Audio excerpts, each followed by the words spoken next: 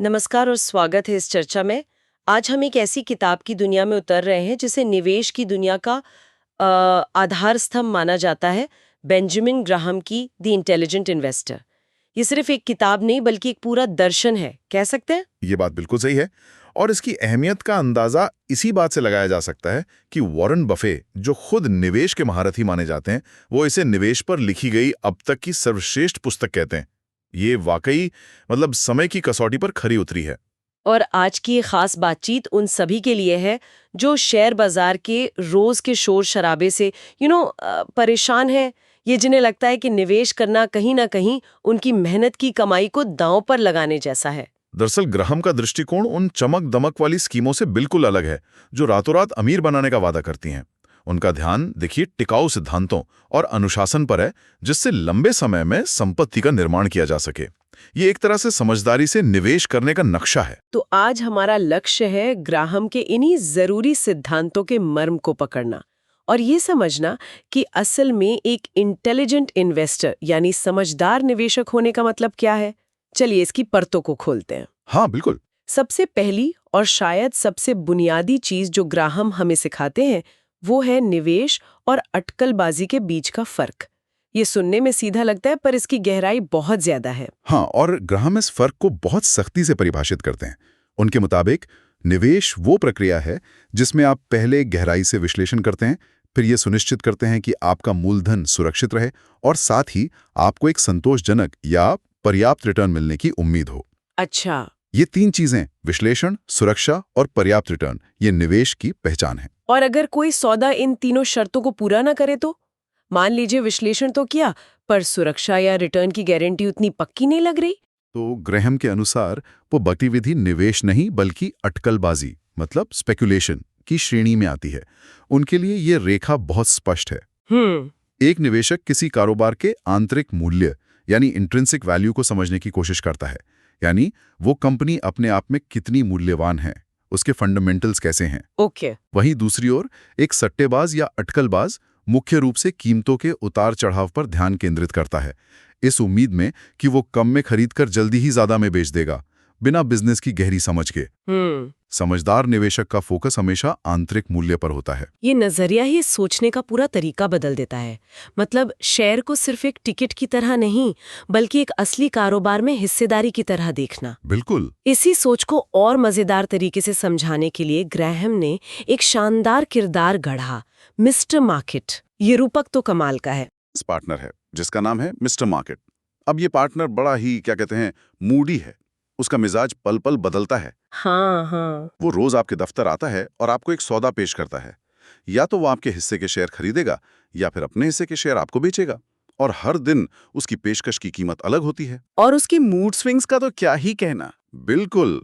कभी कभी वो एकदम उत्साह से भरा होता है, उसे लगता है कि भविष्य बहुत सुनहरा है और वो आपके शेयर खरीदने के लिए एक हास्यास्पद रूप से ऊंची कीमत देने को तैयार हो जाता है। अच्छा।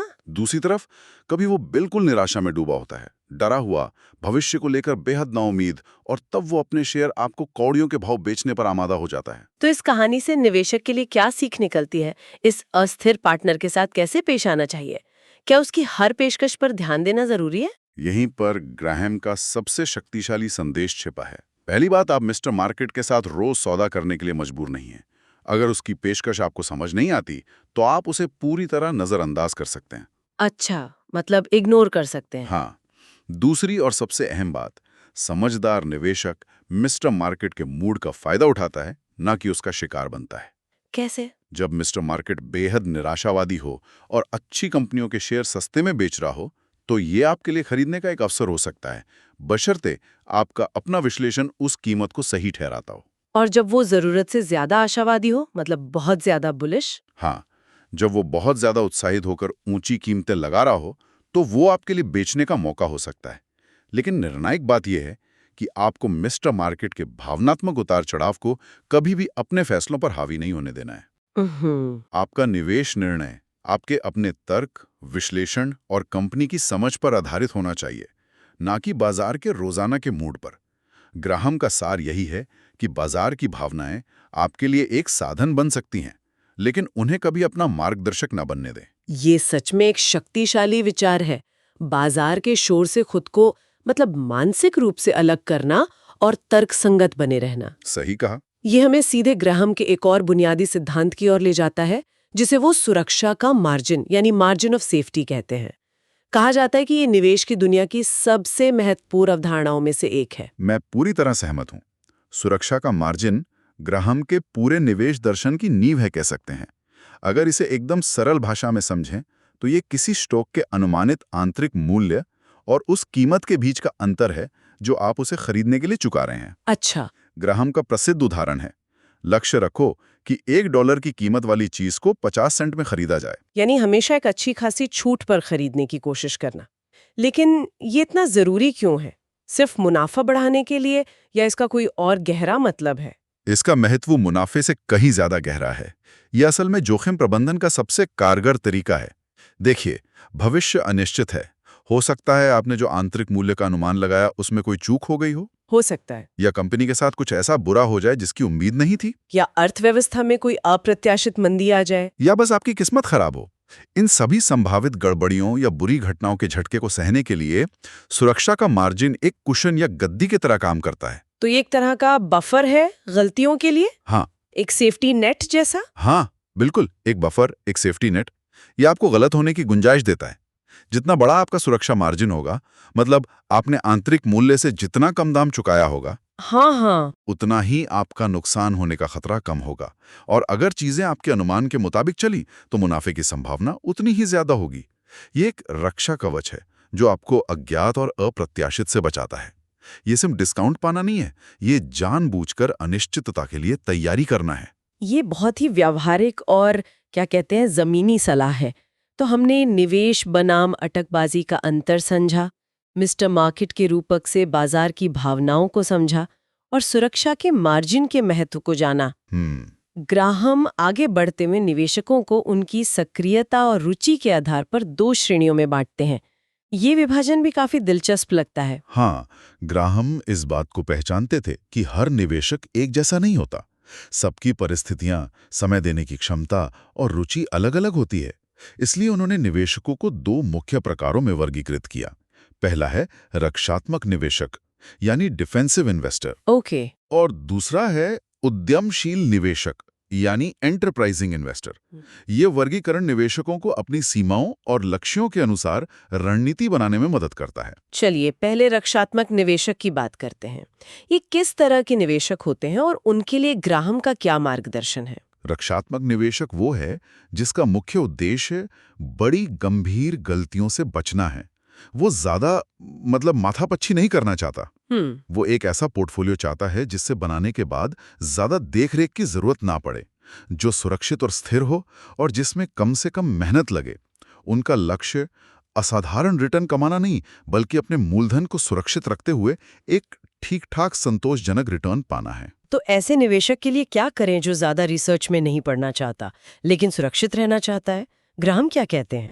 ग्राहम उनके लिए कुछ स्पष्ट और सीधी सलाह देते हैं। एक, अपने निवेश को स्टॉक और उच्च गुणवत्ता वाले बॉन्ड के बीच बांटें। एक क्लासिक सुझाव 50-50 का विभाजन है, जिसे बाजार की बड़ी हलचलों के आधार पर थोड़ा बहुत समायोजित किया जा सकता है। इससे पोर्टफोलियो में विविधता आती है। अच्छा, डाइवर्सिफिकेशन। हाँ। 2, केवल बड़ी, जानी मानी और आर्थिक रूप से मजबूत कंपनियों में ही निवेश करें जिनका ट्रैक रिकॉर्ड अच्छा हो। 3, ऐसी कंपनियों को प्राथमिकता दें जो सालों से लगातार लाभांश डिविडेंड देती आ रही हों। ये वित्तीय स्थिरता का एक संकेत होता है। और 4, ये सुनिश्चित करें कि आप स्टॉक को बहुत ज्यादा कीमत पर ना खरीदें। यहाँ पर मूल्य से आय अनुपात या price to earnings ratio, PE ratio जैसी चीजों पर ध्यान देना होता है। आपने पीई अनुपात का जिक्र किया, ये रक्षात्मक निवेशक के लिए जरूरी है। इसे थोड़ा आसान शब्दों में समझाएंगे कि ये क्या दिखाता है? जरूर। पीई अनुपात एक बहुत ही सामान्य तरीका है ये देखने का कि कोई स्टॉक महंगा है या सस्ता। ये दिखाता है कि निवेशक कंपनी की हर ₹1 की कमाई के लिए कितना गुना कीमत चुकाने को तैयार है। ओके। उदाहरण के लिए, अगर किसी कंपनी का शेयर ₹100 का है और उसकी प्रति शेयर सालाना कमाई ₹10 है, तो उसका पीई अनुपात 10 हुआ। 100/10 समझ गए। आमतौर पर बहुत ज्यादा पीई अनुपात का मतलब हो सकता है कि स्टॉक महंगा है, हालांकि इसकी तुलना उसी इंडस्ट्री की दूसरी कंपनियों और कंपनी की भविष्य की ग्रोथ संभावनाओं से भी करनी चाहिए। रक्षात्मक निवेशक को बहुत ज्यादा पी वाले शेयरों से बचने की सलाह दी जाती है। शुक्रिया, ये स्पष्टीकरण मददगार है। तो ये हुई रक्षात्मक निवेशक की रणनीति। अब बात करते हैं दूसरे प्रकार की उद्यमशील निवेशक यानी एंटरप्राइजिंग इन्वेस्टर। ये रक्षात्मक निवेशक से कैसे अलग है और इसके लिए क्या चाहिए? उद्यमशील निवेशक वो है जो बाजार से औसत से बेहतर रिटर्न कमाने का लक्ष्य रखता है और इसके लिए अतिरिक्त समय, मेहनत और कह सकते हैं दिमागी कसरत करने को तैयार है। ये वो निवेशक हैं जो अलग-अलग स्टॉक्स और बॉन्ड्स का गहराई से विश्लेषण करने, छिपे हुए अवसर ढूंढने में रुचि रखता है। तो क्या इसका मतलब ये है कि ये लोग ज्यादा जोखिम उठाते हैं? आमतौर पर तो ज्यादा रिटर्न ज्यादा जोखिम से ही जुड़ा होता है। ये एक आम धारणा है, लेकिन ग्राहम के संदर्भ में ये पूरी तरह सही नहीं है। उद्यमशील होने का मतलब लापरवाही से जोखिम बढ़ाना नहीं है, अच्छा। बल्कि इसका मतलब है ज्यादा मेहनत करके ऐसे निवेश अवसर ढूंढना जिन्हें बाजार ने नजरअंदाज कर दिया है या गलत समझा है। ये ऐसे स्टॉक हो सकते हैं जो अस्थायी रूप से मुश्किल दौर से गुजर रहे हों, या छोटी कंपनियां हों जिन पर बड़े विश्लेषकों का ध्यान न गया हो, या कोई विशेष परिस्थितियां हों। लेकिन क्या उनके लिए भी बुनियादी सिद्धांत वही रहते हैं, जैसे सुरक्षा का मार्जिन, वो सब? बिल्कुल, ये बहुत जरूरी बात है। उद्यमशील निवेशक के लिए भी गहन विश्लेषण और सुरक्षा के मार्जिन के सिद्धांत उतने ही महत्वपूर्ण हैं, शायद और भी ज्यादा, क्योंकि वो कम जानी पहचानी राहों पर चल रहा है। उसे भी हर निवेश को एक व्यवसाय के हिस्से की तरह देखना है और मिस्टर मार्केट के मूड से प्रभावित नहीं होना है। फर्क सिर्फ इतना है कि वो रक्षात्मक निवेशक की तुलना में ज्यादा सक्रिय होकर अवसरों की तलाश करता है और इसके लिए ज्यादा रिसर्च और विश्लेषण करता है। ये रास्ता ज्यादा दिमागी ऊर्जा और समय मांगता है, जाहिर है। ये वर्गीकरण सच में उपयोगी है। ये निवेशक को खुद को समझने और अपनी क्षमता व इच्छा के अनुसार निवेश का रास्ता चुनने में मदद करता है। तो अगर हम इस पूरी चर्चा का सार निकालें, द इंटेलिजेंट इन्वेस्टर से वो कौन सी मुख्य बातें या की टेकअवेज हैं जो किसी को भी अपने वित्तीय यात्रा में दिशा दे सकती हैं? मेरे ख्याल से 4 मुख्य सबक हैं। पहला, और शायद सबसे अहम, स्वयं को जाने, नो थाई सेल्फ। ईमानदारी से तय करें कि आप किस तरह के निवेशक हैं, रक्षात्मक या उद्यमशील। हाँ। आपकी रणनीति, आपके स्वभाव, आपकी परिस्थितियों और आप कितना समय व प्रयास देने को तैयार हैं, उससे मेल खानी चाहिए।